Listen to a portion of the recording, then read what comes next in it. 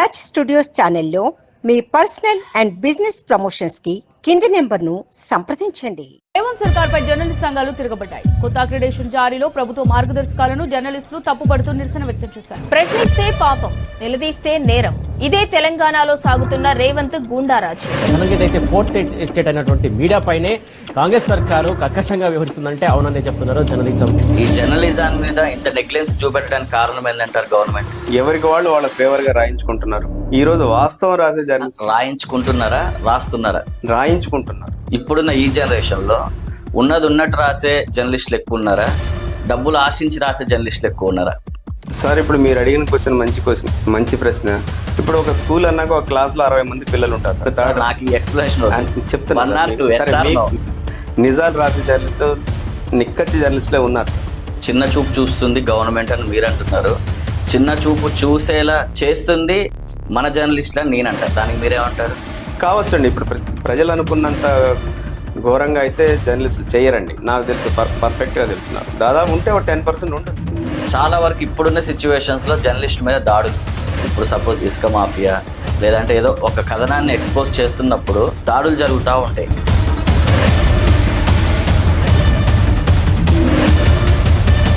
Journalist ముసుగులోనే కొంతమంది black mailers కానీ లేదంటే ఒక కథనాన్ని ఎక్స్పోజ్ చేసి డబ్బులు ఆశించడం కానీ ఇవన్నీ కూడా చాలా వరకు ఇప్పుడు ఎక్కువ అవుతున్నాయి. 100% మేము అటువంటి వాళ్ళకు మేము వెలేస్తాం. జర్నలిస్ట్ సమాజం నుంచి వెలేస్తాం.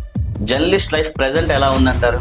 జర్నలిస్ట్ అనే వృత్తికే ఒక గౌరవం లేకుండా పోతుంది. రిపోర్టర్స్ని ఒక రిపోర్టర్స్గా చూడకుండా మార్కెటింగ్ ఏజెంట్ లాగా చూస్తున్నారు. దాని గురించి మీరేమంటారు? మనం ఎక్కడకు బెగ్గింగ్ చేయవద్దు, ప్లీజ్ బెగ్గింగ్ చేయవద్దు, బ్లాక్మెయిల్ చేయవద్దు. తుమ్మల గారు, పొంగులేటి గారు, బట్టి గారు, సో ఈ ముగ్గురు తలుచుకున్నా కూడా మీ సమస్య నెరవేరట్లేదా? మరి వాళ్ళకి మేమేం పాపం చేసామో మాకు అర్థం కావట్లేదు. కానీ మా మీద వాళ్ళకి దయాజాలి అనేది లేదు. అది కలగాలని దేవుడిని వేడుకున్నాను. లాస్ట్గా గవర్నమెంట్ ఏ ఇయర్లో జర్నలిస్ట్కి ఇంటి స్థలాలు ఇచ్చిందంటారు? అది నిజంగా చెప్పాలంటే నాకు చాలా బాధగా ఉంది. ఎందుకంటే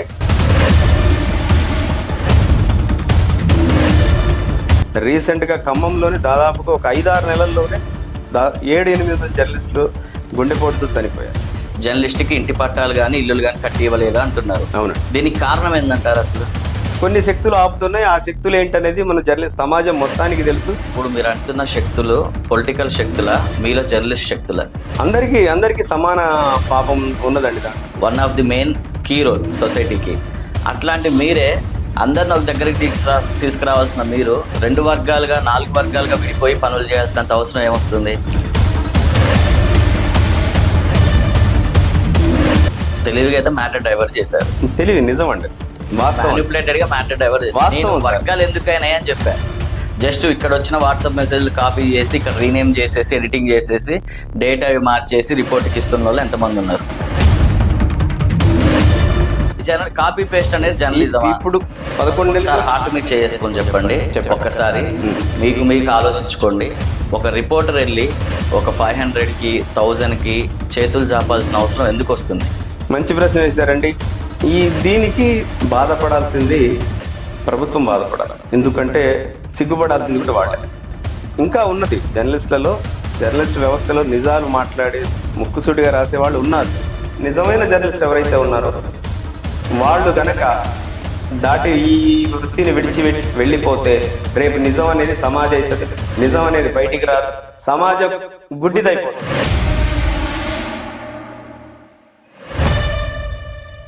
నమస్తే అండి. నమస్కారం. బాగున్నారా? బాగున్నా సార్. ఎలా ఉందండి ప్రజెంట్ లైఫ్? జర్నలిస్టుల పరిస్థితి సమాజానికి తెలియని కాదు, మీకు తెలియని కాదు. బాగున్నామని చెప్పుకునే పరిస్థితి ఈ రోజుల్లో లేదు. అది అందరికీ తెలిసిన నగ్న సత్యం. ఫస్ట్ ఆఫ్ ఆల్ మా ఛానల్ తరపున, మా టచ్ స్టూడియోస్ తరపున మీకు కంగ్రాచులేషన్స్. ఎందుకు అనంటే తెలంగాణ వర్కింగ్ జర్నలిస్ట్ ఫెడరేషన్ ఏదైతే ఉందో దానికి ఖమ్మం డిస్ట్రిక్ట్ ప్రెసిడెంట్ గా సెలెక్ట్ అయినందుకు congratulations. Thank you very much. So ఇప్పుడు మీరు అన్నారు తెలిసిందే జర్నలిస్ట్ లైఫ్ అనేది ఎట్లుంటది అనేది. జర్నలిస్ట్ లైఫ్ ప్రెసెంట్ ఎలా ఉందంటారు? అదేనండి, జర్నలిజం అనేది ఒకప్పుడు ఒక పవిత్రమైన వృత్తిలాగా, గొప్ప వృత్తిలాగా ఉండేది. ఎందుకంటే రాజ్యాంగానికి 4వ స్తంభంగా జర్నలిజాన్ని పిలువబడుతుంది. కానీ రాను అది పరిస్థితులు ఎలా అయిపోయినాయి. కానీ జర్నలిస్ట్ అనే వృత్తికే ఒక గౌరవం లేకుండా పోతుంది. దానికి రకరకాల కారణాలు ఉన్నాయి. ప్రభుత్వాలు వాటిని పట్టించుకోకపోవడం, సమాజం సరిగ్గా ఆదరించకపోవడం, జర్నలిస్టులు అనే వాళ్ళు వేరే నిరుద్యోగం అనేది పెరిగిపోయి ఎటు పోలేని పరిస్థితుల్లో కొంతమంది జర్నలిజంకి రావడం జరుగుతుంది. కానీ జర్నలిజం అనేది ఎక్కువ మంది యువకులు రావడం మంచిదే. కాకపోతే వాళ్ళకి జీతభత్యాలు లేకుండా, వాళ్ళ స్థితిగతులను ప్రభుత్వాలు మెరుగుపరచకుండా జర్నలిజం వ్యవస్థ బాగుపడాలంటే అసాధ్యం అండి. అంటే ఇప్పుడు మీరు అన్నారు గవర్నమెంట్ పట్టించుకోవట్లేదు అని. ఎందుకు పట్టించుకోవట్లేదు అంటారు? ఇప్పుడు మీరే అన్నారు 4వ స్తంభం, సొసైటీకి ఇది 4వ స్తంభం జర్నలిజం అనేది. ఈ జర్నలిజం మీద ఇంత నెగ్లెన్స్ చూపెట్టడానికి కారణం ఏంటంటారు గవర్నమెంట్? ప్రభుత్వాలకు ఒకప్పుడు ఏంటంటే జర్నలిస్ట్ అనేటోడు అవసరం ఉండేది. ఇప్పుడు ఏ పార్టీకి ఆ పార్టీ వాళ్ళే సొంతంగా వ్యవస్థలు ఏర్పాటు చేసుకున్నారు. పేపర్ కానివ్వండి, ఎలక్ట్రానిక్ మీడియా కానివ్వండి. దానివల్ల ఏం జరుగుతుంటే మధ్య తరగతి జర్నలిస్టుల జీవితాలు అయితే బాగుపడట్లే. ఎందుకంటే ఎవరికి వాళ్ళు వాళ్ళ ఫేవర్ గా రాయించుకుంటున్నారు. ఈ రోజు వాస్తవం రాసే జర్నలిస్ట్ రాయించుకుంటున్నారు. తప్పనిసరి పరిస్థితి. యాజమాన్యాలు ఈ రోజు యాజమాన్యం చెప్పినట్లు కింద స్థాయి జర్నలిస్ట్ వినాల్సిందే. మధ్యతరగతి జర్నలిస్టు దాన్ని వ్యతిరేకించలేడు. కానీ ఎవరైనా ఇంకా ఉన్నది జర్నలిస్ట్ వ్యవస్థలో నిజాలు మాట్లాడి ముక్కుసూటిగా రాసే వాళ్ళు ఉన్నారు.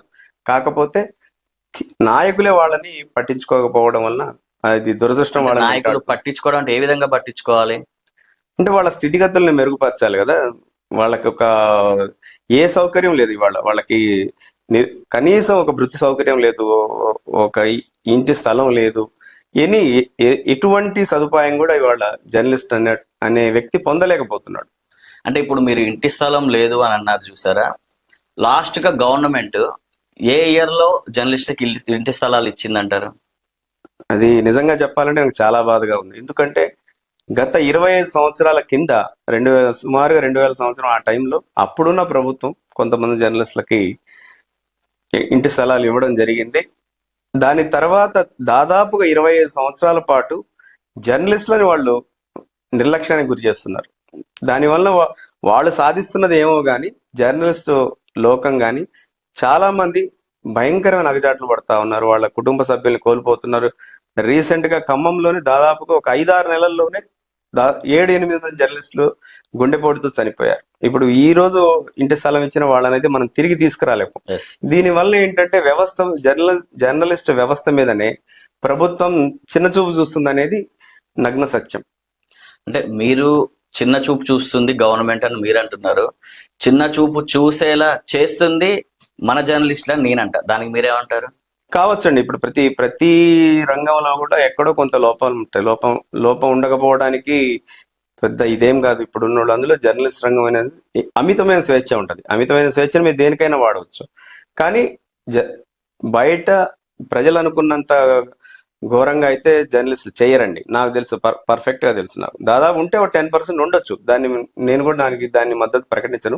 కానీ మిగతా 90% మంది 90% మంది నిక్కచ్చిగా, నిజాయితీగా, నిజం కోసం నిలబడి పోరాటం చేసేటోళ్ళు చేసినప్పుడు ప్రభుత్వాలు పట్టించుకోకపోవడం, కనీసం వాళ్ళకి శిక్షణా తరగతులు పెట్టకపోవడం, కనీసం వాళ్ళకి ఏ సదుపాయాలు ఇవ్వాలి. వాళ్ళ పిల్లలు చదువులకి స్కూళ్ళకి వెళ్ళడానికి కూడా వాళ్ళకి అధికారులను బతిలాడుకోవాల్సిన పరిస్థితి. సార్ డిస్కౌంట్ ఇప్పియండి, ఫీజు రిడక్షన్ ఇప్పియండి అని. తర్వాత అదే పరంగా జర్నలిస్టులు కొంతమంది హెల్త్ కార్డులు ఇచ్చారు. ఆ హెల్త్ కార్డులు ఎక్కడ పనిచేయని పరిస్థితి. పెద్ద జర్నలిస్టులు ఈ రోజు హైదరాబాద్ లో అక్కడ పడి ఉండి సొంత డబ్బులతో ప్రాణాలతో బయటపడి వచ్చారు. కానీ ఇవే హెల్త్ కార్డులు నమ్ముకొని ఉంటే ఇంకా ఈ 8 మందితో పాటు ఇంకా 10 మంది పోయేటోళ్ళు.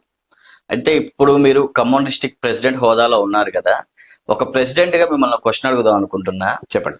చాలా వరకు యాజమాన్యాలు రిపోర్టర్స్ ని ఒక రిపోర్టర్స్ గా చూడకుండా మార్కెటింగ్ ఏజెంట్ లాగా చూస్తున్నారు. దాని గురించి మీరేమంటారు? ఒక న్యూ ఇయర్ వచ్చిందంటే క్యాలెండర్ లో ప్రింట్స్ పంపిస్తారు, క్యాలెండర్ లో యాడ్స్ తీసుకురమ్మని. లేదు అంటే ఒక ఫెస్టివల్ వచ్చింది అనుకోండి, యాడ్స్ తీసుకురండి అని. ఒక రిపోర్టర్ ని ఒక వ్యవస్థ కాడికి పంపించినప్పుడు అతన్ని ఆ వ్యవస్థ ఒక రిపోర్టర్ గా చూడాలా, మార్కెటింగ్ ఏజెంట్ లాగా చూడాలా? వాస్తవంగా ఏంటంటే ఈ రోజు ఏదైనా పత్రిక నడపడం కానివ్వండి, ఎలక్ట్రానిక్ మీడియా ఛానల్ నడపడం కూడా చాలా కష్టసాధ్యమైంది. ఎందుకంటే ఇదేం చారిటీ క్లబ్ కాదు. సేవ కోసం ఉన్నది. కానీ నడిపేది ఎలా, వ్యవస్థను నడిపేది ఎలా, ఇంతమందిని భరించేది ఎలా? కాబట్టి ప్రభుత్వాలు, యాజమాన్యాలు ఏం చెప్తాయంటే ఇప్పటిదాకా మీరు ఎవరికైతే సర్వీస్ చేశారో ఏ రంగంలోనైనా సరే వాళ్ళని కలిసి మార్కెటింగ్ చేసుకోవడం తప్పులేదనేది నా అభిప్రాయం. తర్వాత సో తప్పు లేదంటారు. దాంతో పాటు 100% దాంతో చాలా మంది 100% నేనేమంటున్నా అంటే మనం ఎక్కడకు బెగ్గింగ్ చేయవద్దు, ప్లీజ్ బెగ్గింగ్ చేయవద్దు, బ్లాక్మెయిల్ చేయవద్దు. మీరు ఎవరికైతే సర్వీస్ ఇచ్చారో ఆ సర్వీస్ ని మనం తిరిగి సంస్థగా అడుగుతున్నాం. మన సొంతంగా ఏ జర్నలిస్ట్ నాకు ఇది కావాలని అడగడు. కావాలని అడిగిందంటే అక్కడ మీరు ఆలోచించుకోవచ్చు. కానీ ఒక సంస్థను బతికించడానికి జర్నలిస్ట్లే కదా. సంస్థను బతికించుకోవడానికి సంస్థ నడుపుతున్న ఓనరు మార్కెటింగ్ ఏజెంట్ ని సపరేట్ గా పెట్టుకోవచ్చు కదా. రిపోర్టర్ ని నువ్వే పోయి ఎందుకు కలవాలి, నువ్వే పోయి తీసుకురాని ఎందుకు ప్రెజర్ చేయడం? అదే సార్, దాని వెనక కారణం ఏంటంటే ఇక్కడ లోకల్ గా చేసే, స్థానికంగా చేసే జర్నలిస్ట్ కి అక్కడ స్థితిగతులు తెలుస్తాయి.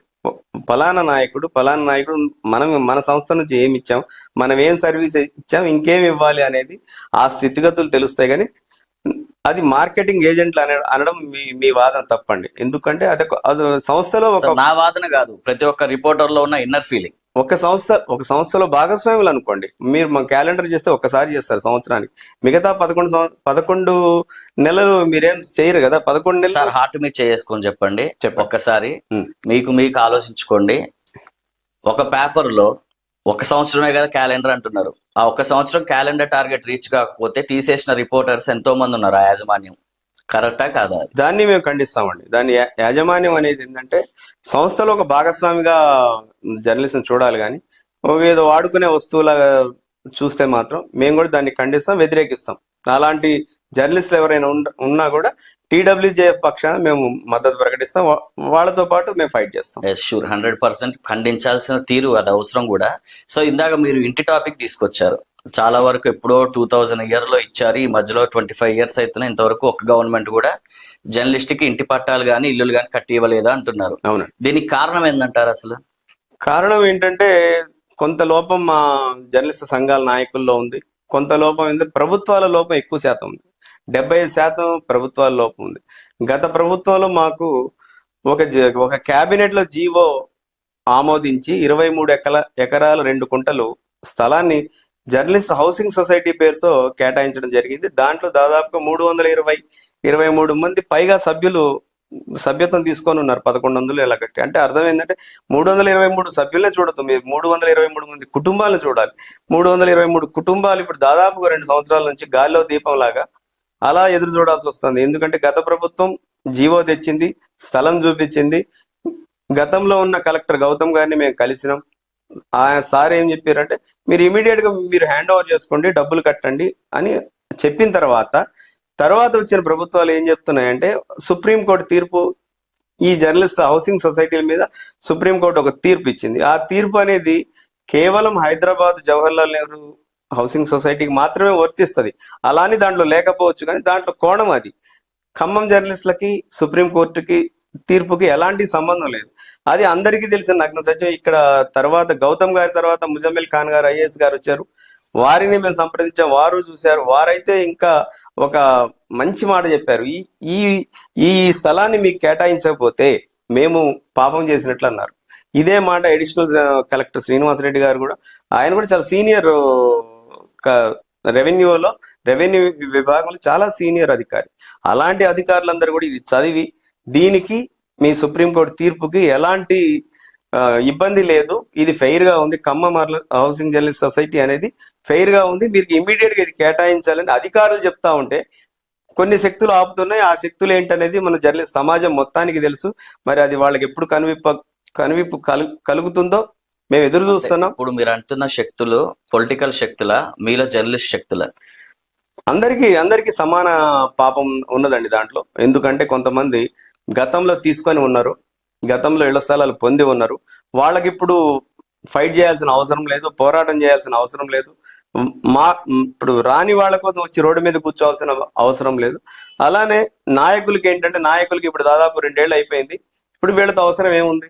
అంటే అన్ని చూసుకుంటే ఒక ఎత్తు, అన్ని జిల్లాలు చూసుకుంటే ఒక ఎత్తు. మన ఖమ్మానికి వస్తే 3 మినిస్టర్స్ ఉన్నారు. తుమ్మల గారు, పొంగులేటి గారు, బట్టి గారు. ముగ్గురు మూడు కీలక పాత్రలో ఉన్న వ్యక్తులు క్యాబినెట్ లో. సో ఈ ముగ్గురు తలుచుకున్నా కూడా మీ సమస్య నెరవేరట్లేదా? 100% వాళ్ళు ముగ్గురు తలుచుకుంటే, నిజాయితీగా తలుచుకుంటే 100% సమస్య పరిష్కారం. నిజాయితీగా ఇప్పుడు తలుచుకోవట్లేదు అంటారు? అయితే 100% నిజాయితీగా తలుచుకోవట్లేదు. వాళ్ళు ఏంటంటే ఆ నెపాన్ని మా జర్నలిస్ట్ నాయకులకి అంటగట్టాలని చూస్తున్నారు వాళ్ళు. మీరే చర్చించుకొని రావట్లేదు, మీరే ముందుకు రావట్లేదు, మీరు చేయాల్సింది చేయట్లేదు అని వాళ్ళు తప్పించుకునే మార్గం చేస్తున్నారు. కనీసం ముఖ్యమంత్రి దగ్గర తీసుకెళ్తానని ఒకళ్ళిద్దరు మంత్రులు చెప్పారు, ఆ అవకాశం కూడా మాకు ఇవ్వట్లేదు. ఈ మధ్యకాలం మేము జిల్లా జడ్జి గారిని కలిసిన విషయం చెప్పినాం. ప్రతి ఒక్కరు కూడా సానుభూతితో ఉన్నారు. కానీ కేవలం ఈ రాజకీయ నాయకులు మరి వాళ్ళకి మేమేం పాపం చేసామో మాకు అర్థం కావట్లేదు, కానీ మా మీద వాళ్ళకి దయాజాలి అనేది లేదు. అది కలగాలని దేవుణ్ణి వేడుకున్నాను నేను. అంటే చాలా వరకు కూడా జర్నలిస్టులు, రిపోర్టర్స్ వీళ్ళందరూ కూడా ఒక తాటి మీద నడవాల్సిన వ్యక్తులు, సొసైటీ మొత్తాన్ని ఒక తాటి మీదకి తీసుకురావాల్సిన వ్యక్తులు మీరు. One of the main key role సొసైటీకి.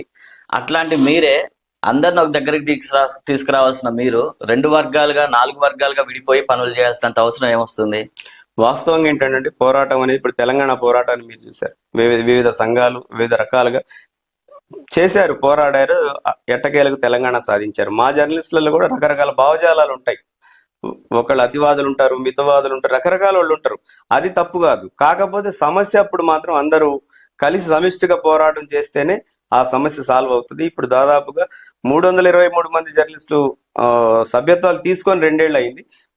మళ్ళీ ఇప్పుడు రాను ఇంకా 2 ఏళ్ళు దాటితే ఇంకెంతమంది వస్తారు? మరి వాళ్ళకి ఎప్పుడు న్యాయం జరుగుతుంది? గత 25 సంవత్సరాల నుంచి వాళ్ళు వెయిట్ చేస్తున్న వాళ్ళకే న్యాయం జరగకపోతే తర్వాత పరిస్థితి ఏంది? దీని మీద దృష్టి సారించాల్సింది ఖచ్చితంగా ప్రభుత్వమే. తెలివిగా అయితే మ్యాటర్ డైవర్ట్ చేశారు. తెలివి నిజం అండి, మ్యానిపులేటెడ్ గా మ్యాటర్ డైవర్ట్ చేశారు. వర్గాలు ఎందుకైనా అని చెప్పారు, వెయిటింగ్ చేస్తున్న జర్నలిస్టుల గురించి చెప్పారు. సార్, వర్గాలు అనేవి అది వర్గం కాదండి, భావజాలం. ఎవరి భావజాలం వారు ఉంటది. కొంతమంది ఏంటంటే నేను ఈ రకంగా చేస్తే ఆ ప్రయోగం సక్సెస్ అయితే కొంతమంది ఆలోచిస్తారు, ఇంకో రకంగా ఆలోచిస్తారు. ఇప్పుడు మేమున్నాము, ఇప్పుడు మా వెనక మొత్తం యంగ్స్టర్స్ ఉన్నారు. మా పోరాటం ఇంకో ధోరణిలో ఉంటుంది. అంత మాత్రాన మేము మిగతా వాళ్ళకి వ్యతిరేకం కాదు. ఎవరైతే ఇళ్ల స్థలాలు కావాలనుకుంటున్నారో, ఎవరైతే ఇళ్ల స్థలాల కోసం వెయిట్ చేస్తున్నారో, ఎవరైతే ఇళ్ల స్థలాల కోసం పోరాటం చేయాలనుకుంటున్నారో వాళ్ళందరినీ TWJF పక్షాన నేను ఆహ్వానం పలుకుతున్నా. 100% అది సాధించే వరకు మేమైతే ఈ పోరాటాన్ని విడిచిపెట్టాం. Okay, so back to journalism వ్యవస్థ. ఒక రిపోర్టర్ గురించి మాట్లాడితే మాక్సిమం ఇప్పుడున్న పరిస్థితుల్లో ఒక రిపోర్టర్ వెళ్ళి ఒక 500కి 1000కి చేతులు చాపాల్సిన అవసరం ఎందుకు వస్తుంది? మంచి ప్రశ్న వేశారండి. దీనికి బాధపడాల్సింది ప్రభుత్వం బాధపడాలి. ఎందుకంటే సిగ్గుపడాల్సింది కూడా వాళ్ళే. ఈ వ్యవస్థ ఎందుకు ఇలా అతలాకుతలం అయిపోయిందంటే దీనికి సరైన పర్యవేక్షణ లేదు. ఎవరు పడితే ఈరోజు ఎవరు దాన్ని ఆపడానికి సిస్టమ్ ఒప్పుకోదు. దాన్ని ఆపడానికి ఎవరైనా రావచ్చు. నేను జర్నలిస్ట్ అంటే నేను రావచ్చు, మీరు రావచ్చు, ఇంకొకరు రావచ్చు. కానీ దాన్ని పర్యవేక్షణ చేయాల్సింది ప్రభుత్వమే కదా, దాన్ని సూచించాల్సింది ప్రభుత్వమే కదా, నీ విధి విధానాలు చెప్పాల్సింది ప్రభుత్వమే కదా. మరి అది చేయకుండా మీరు వాళ్ళు వస్తున్నారు వీళ్ళు వస్తున్నారంటే దాన్ని కంట్రోల్ చేయడం అది సాధ్యం కాదండి. దానికి జర్నలిస్ట్ సంఘాలకు కూడా అంత సాధ్యం కాదు వాళ్ళని ఆపడం అనేది. ఎప్పుడు మారిద్ది అంటారు ఈ వ్యవస్థ? 100కి 500కి చేతులు చాపే రోజులు ఎప్పుడు పోతాయి అంటారు రిపోర్టర్స్ కి? అలా ఏం లేదండి. 100కి 200కి చేతులు అంటే మనం సమాజం సిగ్గుపడాలి. ఎందుకంటే ఒక జర్నలిస్ట్ అంటేనే పవిత్రమైన వృత్తి, ఒక మేధావి వర్గానికి చెందిన వృత్తి. ఒక మేధావి వచ్చి ఒక అతని దగ్గర 500 రూపాయలు అడుగుతున్నాడు అంటే అవతల వాళ్ళు సిగ్గుపడాలి. ఈ పరిస్థితి ఎందుకు వచ్చింది? ఈ ప్రభుత్వాలు అసలు ఏం చేస్తున్నాయి? జర్నలిస్ట్ నాయకులు ఏం చేస్తున్నాయి? ఇదంతా సమిష్టిగా పనిచేయాలి. జర్నలిస్ట్ నాయకులకు కూడా దీంట్లో బాధ్యత ఉంటది. దాంతో పాటు ప్రతి ప్రభుత్వ సంస్థ దీన్ని INPR డిపార్ట్మెంట్ కానివ్వండి, మంత్రులు కానివ్వండి, రాజకీయ నాయకులు కానివ్వండి, మాజీ ఎమ్మెల్యేలు కానివ్వండి, మాజీ మంత్రులు అందరూ దీన్ని ప్రక్షాళన చేయాలి, పర్యవేక్షణ చేయాలి. లేకపోతే రాను అది ఇంకా దిగజారు అని నేను చెప్పట్లేదు, వ్యవస్థ మన చేతుల్లో ఉండదు. దానివల్ల ఏం జరుగుతుందంటే అసలు ఎవరైతే ఒరిజినల్ గా అంటే నిజమైన జర్నలిస్ట్ ఎవరైతే ఉన్నారో వాళ్ళు గనక దాటి ఈ వృత్తిని విడిచి వెళ్ళిపోతే రేపు నిజం అనేది సమాధి అవుతుంది, నిజం అనేది బయటికి రాదు, సమాజం గుడ్డిదైపోద్ది. కాబట్టి దీన్ని కాపాడుకోవాల్సిన బాధ్యత సమాజానికి, దీన్ని కాపాడుకోవాల్సిన బాధ్యత ప్రభుత్వాలది, వీటిని పర్యవేక్షించాల్సిన బాధ్యత జర్నలిస్ట్ నాయకులది. అంతేగాని 500కు 1000కి ఒక జర్నలిస్ట్ ఏదో అడుగుతున్నాడు అంటే అది అవమానించొద్దు మనం. అది అవతల వాళ్ళు సిగ్గుపడాలి. ఎందుకు ఈ పరిస్థితి క్రియేట్ అయింది, వీళ్ళు ఇంత మేధావులు ఈ స్థితికి ఎందుకు రావాల్సి వచ్చింది, వాళ్ళ కుటుంబ నేపథ్యం ఏంది, వాళ్ళకున్న పరిస్థితులు ఏంది. ఈ రోజు మీకు తెలుసు, ఈ రోజు కుటుంబం గడవాలంటే ఎంత ఖర్చు అవుతుంది ఏంటనేది తెలుసు. దాన్ని ఎవరు పర్యవేక్షించాలి? ప్రభుత్వం పర్యవేక్షించాలి. ప్రభుత్వం ఒక సూచన చేయాలి, ఒక విధి విధానం రూపొందించాలి, దానికి జర్నలిస్ట్ నాయకులు ఆమోదించాలి, ఇక్కడున్న మంత్రులు దాని మీద దృష్టి పెట్టాలి. ఇవాళ ఎవరికి వాళ్ళు బిజీ అయిపోయారు. జర్నలిస్ట్ అంటే ఈ రోజు ఒక అంటరాని వ్యక్తిగా చూస్తున్నారు. అది ప్రజాస్వామ్య మనుగడకి చాలా ప్రమాదం. అతి త్వరలో ఈ విధానాన్ని గనక వాళ్ళు పరిరక్షించకపోతే నిజం అనేది సమాధి అయిపోతుంది. వాళ్ళు చెప్పిందే రేపు నిజం అని సమాజం నమ్మవలసిన పరిస్థితి వస్తుంది. దీన్ని అతి తొందరగా మార్పు తీసుకురావాల్సిన ప్రభుత్వాలు. సో ఇందాక మీరు అన్నారు INPR వ్యవస్థ కూడా దారిలో ఉండాలి, మమ్మల్ని పట్టించుకోవాలి అని. ఖమ్మం మినిస్టర్ ఎగ్జాంపుల్ గా ఇప్పుడు పాలేరు ఎమ్మెల్యే పొంగులేటి శ్రీనివాసరెడ్డి గారు కూడా INPR మినిస్టరే. కలిసారా పొంగులేటి శ్రీనివాసరెడ్డి గారిని? అది లోకల్ మినిస్టర్ గారు కాబట్టి రెగ్యులర్ గా కలుస్తూనే ఉంటామండి. సరే, మా అందరినీ ఆయన గుర్తుపట్టకపోవచ్చు, కాకపోతే జర్నలిస్టులని గుర్తించమని మేము అడుగుతా ఉన్నాం. మనం ఎక్కడో ఇప్పుడు నేను అనేది అదే, అందరికి గుర్తింపునిచ్చే మీరు మీ గుర్తింపు కోసం మీరు ఎందుకు ఫైట్ చేస్తున్నారు అంటున్నా. అదేనండి, ఇప్పుడు జరుగుతున్న ఇదేంటంటే ప్రభుత్వాలు మా మీద దృష్టి తగ్గించారు. వాళ్ళు చాలా అంటే ఏదో వాళ్ళ అవసరానికి వాళ్ళు బతుకుతున్నారు అన్నట్టుగా మనం చూస్తున్నారు, కానీ సమాజం కోసం జర్నలిస్టులు అనే విషయాన్ని వాళ్ళు మర్చిపోతున్నారు ప్రభుత్వాలు. ఓకే, కేవలం ఎన్నికలప్పుడు ఎలక్షన్లప్పుడు ఇంకొకప్పుడు జర్నలిస్టులు కావాలి, జర్నలిస్టులు పిలిపిస్తారు, వాళ్ళకి భోజనాలు పెడతారు, వాళ్ళ చేత రాయిస్తారు, చేస్తారు. తర్వాత వాళ్ళ 5 సంవత్సరాల పాటు వాళ్ళు పరిపాలనకు వచ్చాక వాళ్ళ స్థితిగతులు ఏంది, వాళ్ళ పరిస్థితులు ఏంది అని చూడాల్సిన బాధ్యత లేదా అండి? 100% ఉంది సార్. మీరు ఇప్పుడు ఈ మాట అంటున్నారు కదా, ఎగ్జాంపుల్ గా ఒక కళాకారుడు తలుచుకుంటే ఒక గవర్నమెంట్ ని పడేయొచ్చు, 100 మంది కళాకారులు తలుచుకుంటే వ్యవస్థనే కింద పడేయొచ్చు అని చెప్పి కళాకారులు కూడా ఆఖరికి ఫైట్ చేసి వాళ్ళు సాధించుకుంటున్న టైంలో జర్నలిస్ట్ అయి ఉండి మీ పెన్నుకి అంత పవర్ అయి ఉండి మీరు ఎవరినైనా సరే ఒక రాతతో ఎంతో మందిని నమ్మించే శక్తి మీకున్నా గానీ మీరు ఇంకా నాకు ఈ గుర్తింపు రావట్లేదు, మా జర్నలిస్ట్ సంఘాలకి మా గుర్తింపు రావట్లేదు, గవర్నమెంట్లు మమ్మల్ని పట్టించుకోవట్లేదు అని ఇంకా అదే స్టేజ్ లో ఎందుకు ఉండిపోతున్నారు అంటున్నా. ఎందుకు యుద్ధం ప్రకటించట్లేదు? కేవలం ఏం లేదండి, నిజమైన జర్నలిస్ట్ ఏంటంటే కళాన్ని నమ్ముకుంటాడు, కానీ ఈ దౌర్జన్యాలు నమ్ముకోడు. శాంతియుతంగానే ధర్మం వైపే పోరాటం చేస్తాం, కానీ అగ్రెసివ్ గా పోలేం మేము. దాని వల్ల కూడా ప్రభుత్వాలు మమ్మల్ని చిన్న చూపు చూస్తున్నాయని నేను అనుకుంటున్నాను. ఓకే, సో అగ్రెసివ్ పోయే మైండ్ సెట్ జర్నలిస్ట్ కాదంటారు? 100% కాదండి. ఓకే, సో ఇప్పుడు ఇంకొకటి చూసుకుంటే సార్, చాలా వరకు కూడా జర్నలిస్టులు రిపోర్టర్స్ అని చెప్పి నేను కూడా ఇందాక నుంచి జర్నలిస్టు రిపోర్టర్ అంటున్నా. అసలు ఒక రిపోర్టర్ కి జర్నలిస్ట్ కి మధ్య డిఫరెన్సెస్ ఏంటంటే మీరు ఏం చెప్తారు? వాస్తవంగా అయితే టెక్నికల్ గా ఒక దాంట్లో డిఫరెన్సెస్ ఉండవచ్చు, కానీ ఇద్దరు ఒకటేనండి మా దృష్టిలో. ఇప్పుడు దాన్ని విడదీసి చెప్పి వాళ్ళిద్దరిని డివైడ్ చేయాల్సిన పని లేదు. జర్నలిస్ట్ అన్నా రిపోర్టర్ అన్నా మా దృష్టిలో అయితే వర్కింగ్ అయి ఉండాలి. ఓకే, వర్కింగ్ జర్నలిస్ట్ అయినా వర్కింగ్ రిపోర్టర్ అయినా మా దృష్టిలో ఒకటే, మా సభ్యుడే. ఓకే, దాన్ని డివైడ్ చేసి మళ్ళీ దూరం చేసుకోవాల్సిన అవసరం లేదు. అయితే డివైడ్ చేయొద్దు అంటే చేసే పరిస్థితులు వచ్చినాయి అన్నమాట మొత్తానికి. ఉంటది కదండి, ఇక ప్రతి సమాజంలో ఒక ఎక్కడ తేడాలు ఉంటాయి కాబట్టి దీంట్లో కూడా జర్నలిస్ట్ సమాజంలో కూడా ఉంటాయి, ఉండకుండా ఉంటాయి. ఓకే సార్, ఇంకొకటి ఇప్పుడు మాక్సిమం ఒక జర్నలిస్ట్ లేదా మీరు అన్నట్టు రిపోర్టర్, జర్నలిస్టే అనుకుందాం, అందరూ ఈక్వల్ అంటున్నారు కాబట్టి ఒక జర్నలిస్ట్ ని చాలా వరకు ఇప్పుడు చూసుకుంటే, అంతకుముందు టిఆర్ఎస్ గవర్నమెంట్ లో జర్నలిస్ట్ మీద దాడులు జరిగినాయి, గొడవలు జరిగినాయి, కేసులు అయినాయి. అంతకు మించి కాంగ్రెస్ గవర్నమెంట్ లో దాడులు జరుగుతున్నాయి అని చెప్పి నేను అంటున్నా. దానికి మీరేమంటారు? ఏ ప్రభుత్వం అయినా ప్రభుత్వాలు మాకు కొత్త కాదండి, మా ప్రభుత్వాలతో సంబంధం లేదు. మా పనల్లా నిజాన్ని వెలికి తీయడం, నిజం రాయడం అనేది. సరే, అది ఏ ప్రభుత్వం చేసినా, గత ప్రభుత్వం చేసినా, ఈ ప్రభుత్వం చేసినా అది తప్పే. రీసెంట్ గా రాత్రి కూడా ఎన్టీవీ సోదరులను అరెస్ట్ చేశారు. ఇప్పుడు మనం మాట్లాడుకున్న సందర్భంలో అక్కడ ఎన్టీవీ స్టూడియోలో సోదాలు జరుగుతున్నాయి. ఇది అనేది చాలా దుర్మార్గమైన చర్య. మేమేమంటామంటే, మీకు ఏదైనా ఉండాలి, ప్రొసీజర్ ఫాలో అవ్వండి. ప్రతి డిపార్ట్మెంట్ కి ఒక ప్రొసీజర్ ఉంటుంది, అలానే మీకు పోలీసు వ్యవస్థ కూడా ఒక ప్రొసీజర్ ఉంటుంది. ప్రొసీజర్ ప్రకారం ఫాలో అవ్వండి. అంతేకాకుండా వాళ్ళు ఎక్కడ కనపడితే అక్కడ తీసుకొని రావడం, అర్ధరాత్రి వాళ్ళ కుటుంబాల దగ్గరికి తీసుకొని రావడం, ఇదనేది మంచి పద్ధతి కాదు. దీన్ని TWJ పక్షాన్ని నేను ఖండిస్తున్నాను, తీవ్రంగా ఖండిస్తున్నాం. సో ఇప్పుడు మీరు అన్నారు చాలా వరకు మేము ఖండిస్తాం అది ఇదని. జర్నలిస్ట్ ముసుగులోనే చాలా వరకు కొంతమంది బ్లాక్ మెయిలర్స్ కానీ, లేదంటే ఒక కథనాన్ని ఎక్స్పోజ్ చేసి డబ్బులు ఆశించడం కానీ, ఇవన్నీ కూడా చాలా వరకు ఇప్పుడు ఎక్కువైతున్నాయి. ఈ సమాజంలో ఇప్పుడు బాగా నడుస్తున్నాయి కూడా ఇదే. ఒక వీడియో రిలీజ్ చేయడం, దీని గురించి బ్లాక్ మెయిల్ చేయడం, డబ్బులు తెచ్చుకోవడం, బ్లాక్ మెయిల్ అన్నా కానీ ఇంకొంచెం రెచ్చిపోతూ ఇంకా గొడవలు చేస్తూ ఉన్నారు. ఇలాంటి రిపోర్టర్స్ కి జర్నలిస్టులకి మీరు ఏం చెప్తారు? 100% అది తప్పండి.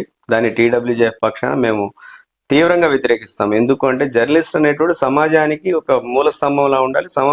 సమాజ మంచితనాన్ని మాత్రమే కోరుకోవాలి. కానీ సరే, మిగతా సంస్థలు ఉంటాయి, ఎవరైనా బ్లాక్మెయిల్ చేస్తే, తప్పులు చేస్తే, ఇంకోటి చేస్తే దానికి ప్రత్యేకమైన వ్యవస్థలు ఉన్నాయి మన ప్రజాస్వామ్యంలో, వాళ్ళు చూసుకుంటారు.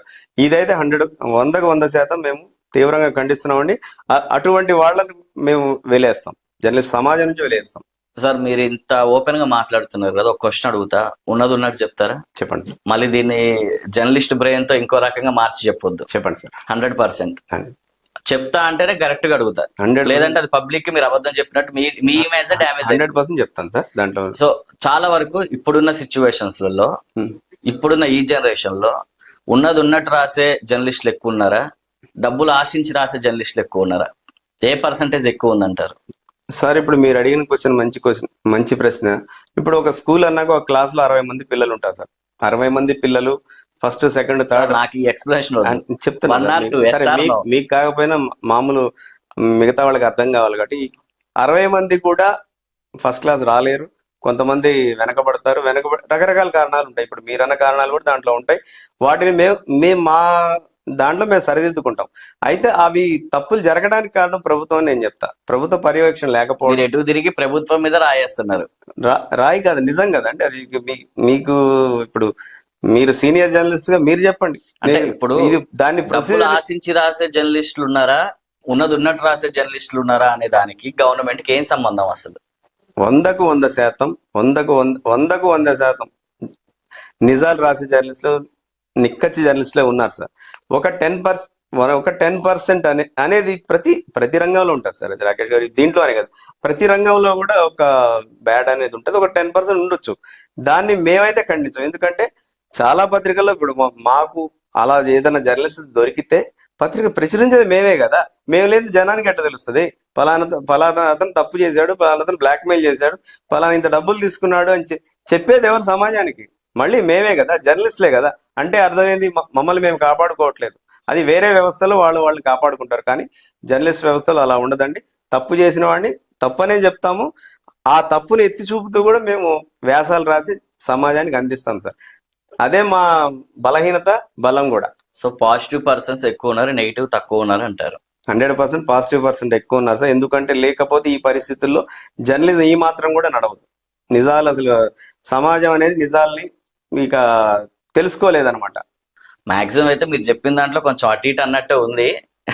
అది కామెంట్స్ లలో మన ప్రజలు ఏమనుకుంటారో అది కామెంట్స్ రూపంలో 100% వాళ్ళు చెప్తారు. సో సార్, ఇంకోటి చూసుకుంటే కాపాడుకోవాల్సిన బాధ్యత మంది అన్నారు కదా.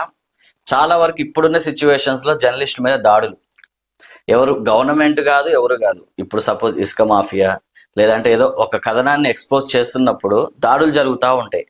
ఒక యూనియన్ ప్రెసిడెంట్ గా మీరు అలాంటి జర్నలిస్టుల గురించి అలాంటి ఇన్సిడెంట్ జరిగినప్పుడు మీరు ఏ విధమైన స్టాండ్ తీసుకుంటారు వాళ్ళ కోసం?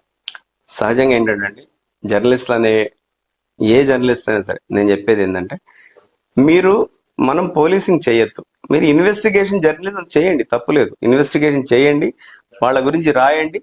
అది ఎవరికి తెలియపరచాలో అధికారులకు మీరు తెలియపరచండి. అంతేగాని మీరే పోలీసుల్లాగా, మీరే బాసుల్లాగా వెళ్ళి వాళ్ళతో గొడవపడి ఫైట్ చేస్తే వాళ్ళు ఎందుకు ఊరుకుంటారు?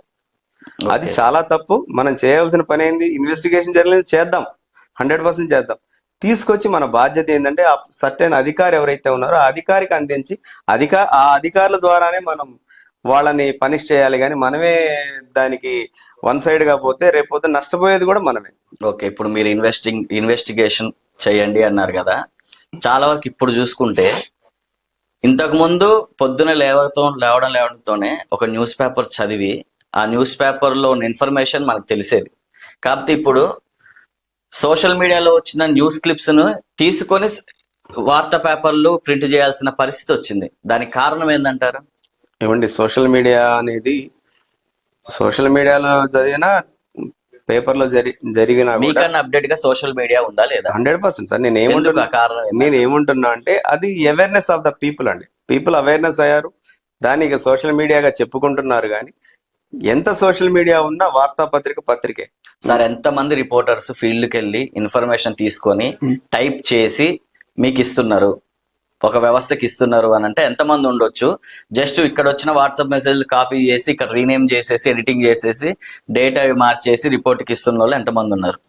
సరే, ఇప్పుడు క్లాస్ లో ఉన్న అందరూ కూడా ఫస్ట్ క్లాస్ రాలేరు. చదివినోడు ఫస్ట్ క్లాస్ వస్తాడు, చదవనోడు రాడు. అది కాపీ పేస్ట్ అనేది జర్నలిజం. ఇప్పుడు నీకు అది కాదు, దాన్ని కూడా నేను ఒప్పుకోను. ఇప్పుడు ప్రభుత్వం ఉంది, ప్రభుత్వం ప్రతి సంవత్సరం ఉత్తమ జర్నలిస్ట్ వెలికి తీస్తుంది. ఎలా తీస్తుంది? ఆయన ఈ కష్టాన్ని నమ్ముకొని, ఆయన కళాన్ని నమ్ముకొని, ఆయన రాసే వ్యాసాలు కానివ్వండి, ఆర్టికల్స్ కానివ్వండి, అవి ప్రజల్ని మెప్పిస్తున్నాయి కూడా ఇస్తున్నారు. సరే, మీరన్నట్టు కాపీ పేస్ట్ ఏమన్నా ఉన్నది అంటే ఒకటి ఆరా ఉన్నది ఉండొచ్చు, తప్పేం లేదు.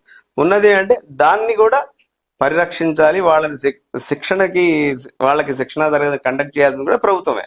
ఓకే, సో 100% సార్, ఫ్యూచర్లో మీ నేతృత్వంలో ఖమ్మం డిస్టిక్ ప్రెసిడెంట్ గా చాలా మంది రిపోర్టర్స్, యంగ్ జనరేషన్ కూడా ఈ జర్నలిజం మీద ఇంట్రెస్ట్ తెచ్చుకోవాలని మనస్ఫూర్తిగా కోరుకుంటున్నాం.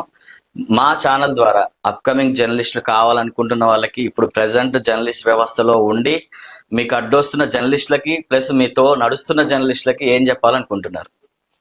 ఒకటే సార్, ప్రస్తుతం ఏంటంటే జర్నలిస్టు కావడం అనేది ఒక అదృష్టం. ఫస్ట్ ఒక మేధావి అయితేనే జర్నలిస్ట్ కాగలడు, నా ఉద్దేశం. కాబట్టి జర్నలిస్ట్ కావాలనుకుని ప్రతి యువకుడిని మనం ఆహ్వానిస్తాం. కాకపోతే స్థితిగతులు తెలుసుకొని రావాలి. ఆయనకున్న నైపుణ్యం ఏంటి, బయట సమాజం ఎలా ఉంది, మిగతా జర్నలిస్టులు ఎలా ఉన్నారు, సీనియర్స్ ఏం చేస్తున్నారు, ఇవన్నీ తెలుసుకొని రావాలి. తెలుసుకోకుండా గబగబా వచ్చేస్తే ఇవాళ ఏదో మంత్రి గారి ముందు నేను కూర్చొని టీ తాగాను, కాఫీ తాగాను, కలెక్టర్ గారు షేక్ హ్యాండ్ ఇచ్చాడు అని అనుకొని చాలా మంది వస్తున్నారు. వాళ్ళకి ఏంటంటే నేను సూచించేది ఏంటంటే వాస్తవాలు గ్రహించండి, ఏం జరుగుతున్నాయో గ్రహించండి. మీరు నిజంగా ఇవన్నీ గ్రహించిన తర్వాత కూడా మీరు సమాజానికి సేవ చేయాలనుకున్నారు, ఎటువంటి ఇబ్బందులు ఉన్నా కూడా జర్నలిజంలో ఎదుర్కోగలుగుతుంటే వెల్కమ్. అటువంటి వాళ్ళకి అన్యాయంగా ఎటువంటి వారి మీదైనా ఎలాంటి కేసులు కానీ ఎలాంటి ఇబ్బందులు పెడితే అటువంటి ప్రతి ఒక్కళ్ళకి TWJF ఖమ్మం జిల్లా పక్షాన మేము అండగా ఉంటాం, వాళ్ళని కాపాడుకుంటాం, ప్రభుత్వాన్ని ప్రశ్నిస్తూనే ఉంటాం, మిగతా సమాజానికి కూడా మనం నిజాలు చెప్తూనే ఉంటాం. అలానే మా ఇళ్ల స్థలాలు ఏదైతే ఉన్నాయో మాకు ఇచ్చేంత వరకు మా పోరాటం చేస్తూనే ఉంటాం. దీనికోసం నేను సమాజంలో మిగతా మేధావి వర్గాలు ఎవరెవరైతే ఉన్నారో, ఉద్యమకారులు కానివ్వండి, లాయర్లు కానివ్వండి, ఇంజనీర్లు కానివ్వండి, డాక్టర్లు కానివ్వండి, మహిళలతో సహా అందరూ కలిసి రావాలి. ఎందుకంటే ప్రజాస్వామ్యంలో ఇప్పుడు ఇప్పుడు తెలంగాణ వచ్చింది అంటే ఒక్కళ్ళతో రాలేదు, సబ్బండ వర్గాలు, అన్ని వర్గాలు కలిసి పోరాడితేనే వచ్చినాయి. కాబట్టి ఇప్పుడు జర్నలిస్ట్ని కాపాడుకోవాల్సిన బాధ్యత జర్నలిస్ట్ సంఘాల కంటే కూడా సమాజానికి ఎక్కువ అవసరం. జర్నలిస్ట్ అనేవాడు రాను వాళ్ళు సమాజానికి దూరం అయిపోతే నష్టపోయే సమాజం. కాబట్టి ఆ వాస్తవాన్ని సమాజం గ్రహించాలి. ప్రభుత్వాలు కూడా ఇప్పటిదాకా చేసిన తప్పులు అలా పక్కన పెట్టేసి, తప్పు చేసామో నిజం చేసామో వాళ్ళ మనసులకు తెలుసు, ఇప్పటికైనా కూడా వాళ్ళు కళ్ళు తెరిచి కనీసం మినిమం రెస్పెక్ట్ ఇవ్వాలి జర్నలిస్టులకి. వాళ్ళకి మంచి జీతభత్యాలు కనీసం ఏర్పాటు చేయలేకపోయినా వాళ్ళ స్థితిగతులను మెరుగుపరచాలి, వాళ్ళకి శిక్షణా కార్యాలు ఏర్పాటు చేయాలి, హెల్త్ కార్డులు పునరుద్ధరించాలి, అక్రెడిటేషన్ కార్డులు ఏమైనా ఉంటే పునరుద్ధరించాలి, మినిమం రెస్పెక్ట్ ఇవ్వాలి. అర్హత కలిగితే ఎవరైతే అర్హత కలిగిన జర్నలిస్టులు ఉన్నారో వాళ్ళకి అతి తొందరగా ఇళ్ల స్థలాలు ఇవ్వగలిగితే ఈ ప్రభుత్వానికి, ఈ జర్నలిస్ట్ సమాజం తరపున TWJF రుణపడి ఉంటుందని తెలుపుతున్నాం. 100% సార్, TWJF తరపున సార్ మా వంతుగా మేము కూడా మీతో పాటు అడుగుడేయడానికి సిద్ధంగా ఉన్నాం. 100% జర్నలిస్టుల కోసం మీరు చేసే పోరాటం సక్సెస్ కావాలని కోరుకుంటున్నాం. Thank you so much. Thank you very much Rakesh గారు. ఎందుకంటే ఇప్పుడు మీ ప్రశ్నల్లోనే మీరేంటనేది తెలిసింది.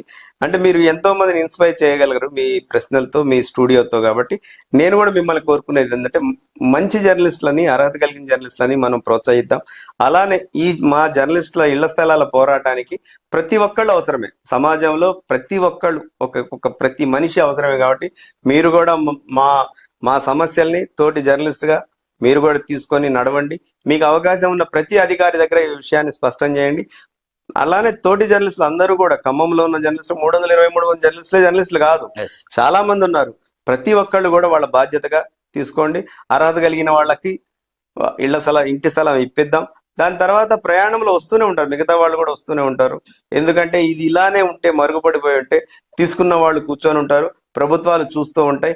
ఇలా రాని వాళ్ళు గుండెపోట్లతో చనిపోతూ ఉంటారు. దీనికి బాధ్యత మాత్రం ప్రభుత్వాలు 100% వహించవలసి ఉంటుంది.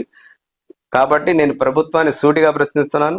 దీని మీద నిర్దిష్టమైన నిర్ణయం తీసుకొని మీరు అర్హత కలిగిన జర్నలిస్టులకి ఇళ్ల స్థలాలు కానివ్వండి, అక్రిడిటేషన్ కార్డులు కానివ్వండి, హెల్త్ కార్డులు కానీ మీరు కేటాయించిన పక్షంలో TWJF పక్షాన మేము పోరాటానికి సిద్ధమవుతాం.